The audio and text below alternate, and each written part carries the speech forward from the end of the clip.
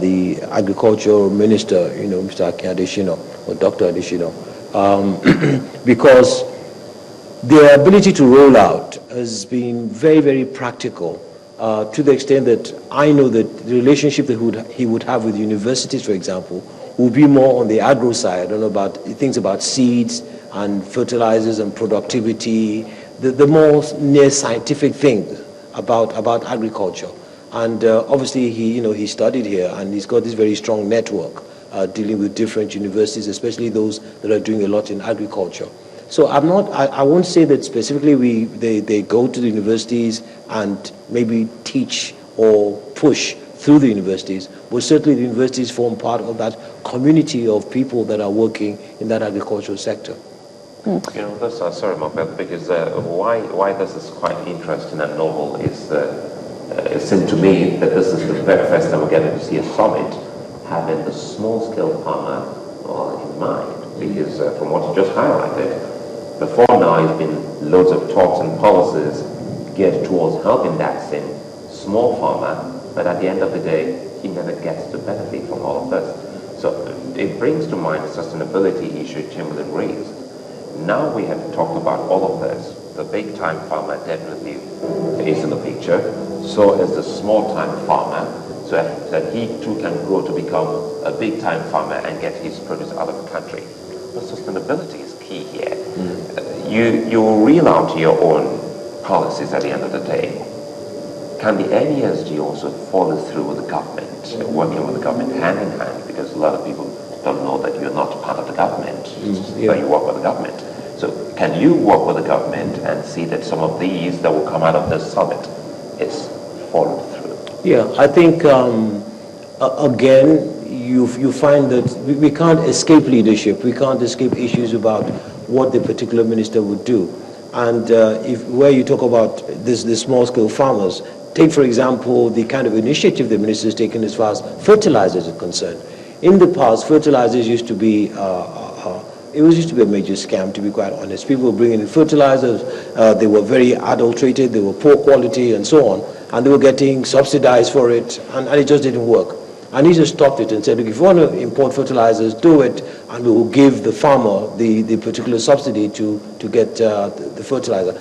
As a result of that, farmers who hitherto really struggled with issues on fertilizers, they were very, very happy that, look, we now have good quality fertilizers to use. So the point I'm raising is that, yes, you find the likes of the government and the ministry paying attention to the small-scale farmers, paying attention to the people who are sort of at the fringe of all this huge thing we're talking about. And they're not ignored in any way. They're not ignored. For you, when would you say that Nigeria is beginning to make progress in agriculture? I mean, when would you say we've made substantial progress?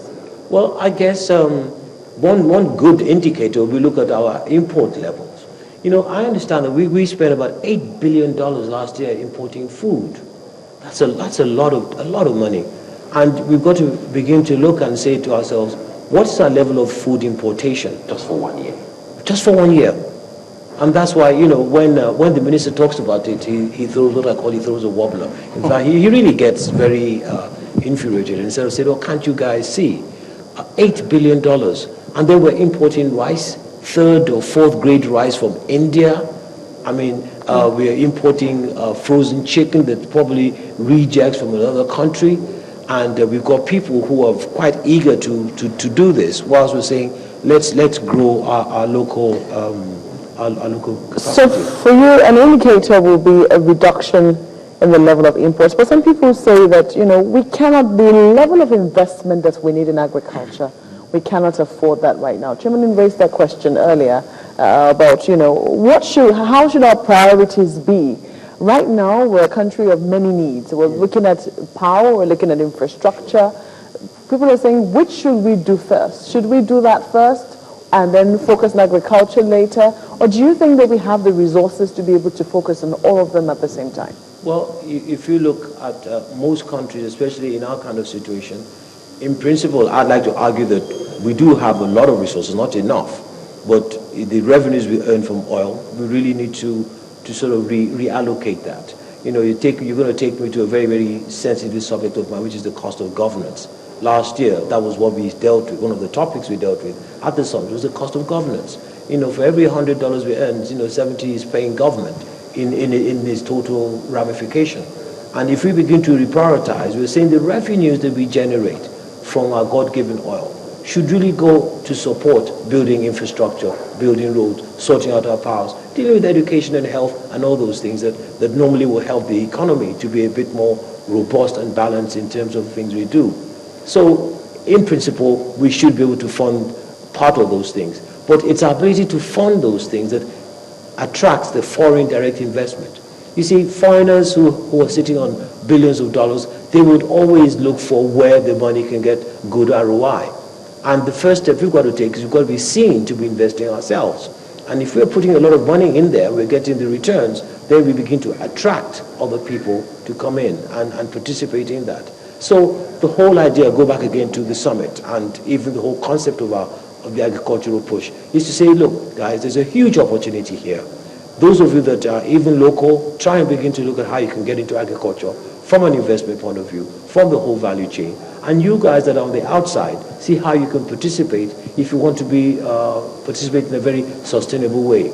It's not about imports. And I tell people, if you want me to start importing foodstuff, I don't want to hear. Tell me how you're going to start producing those things here, because we can always make it possible. And if we all face the same direction and we're all very, very determined about it, and we all say, look, everybody, we wake up in the morning and say, very much like the way the Chinese do, we are going to be the greatest agricultural producing country in the world.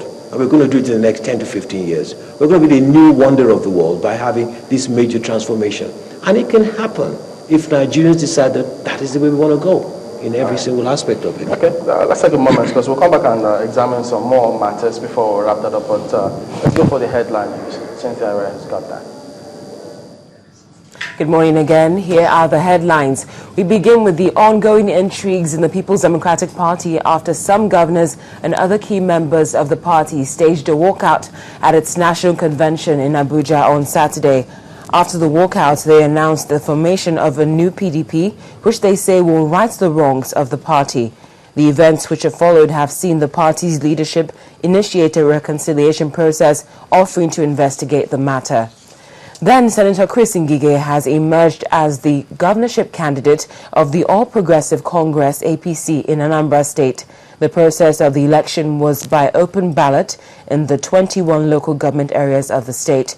There were reports of violence in about 3 wards and non-conduct of elections in about 3 other wards owing to absence of materials. Apart from these, the elections were peaceful. And the federal government has restated its commitment to providing critical infrastructure in all areas of the economy in order to accelerate the development of the nation. Addressing participants at a gathering on the protection of critical national assets and infrastructure, Vice President Namadi Sambo urged security agencies to work together to protect the nation's assets. And on the foreign scene, more than 2 million Syrians are now refugees, with a total going up by 500,000 in the past 3 months. More than 700,000 have fled to Lebanon, and more Syrians are now displaced than any other nationality. France and the US are continuing to push for military action over alleged chemical weapons use by Syrian forces. Senior US politicians are set to speak before a congressional committee later to rally support for intervention. And those are the headlines. Sunrise Daily continues live in Abuja. Welcome back to Sunrise Daily. Welcome to you live from Abuja at the Hilton Hotel venue of the Nigeria Economic Summit Group. We've got Mr. Felicia Phillips, who is chairman of the board of NESG. We've got some questions coming through here. Emeka Ilegbune says, there seems not to be this political will from most of the state governments to develop the agricultural sector. What do we do about this? Yeah, I think that's a very, very probably a true statement. From my own experience, and whilst I talk about this, I'm not an agricultural expert in any way, but you find that the first argument is that all over the country, every state has the opportunity to participate in agriculture. The second thing is that we're saying to a lot of the state governors who are waiting every month for the monthly allocation from Abuja, that look, maybe you had better begin to look at how you can have some internally generated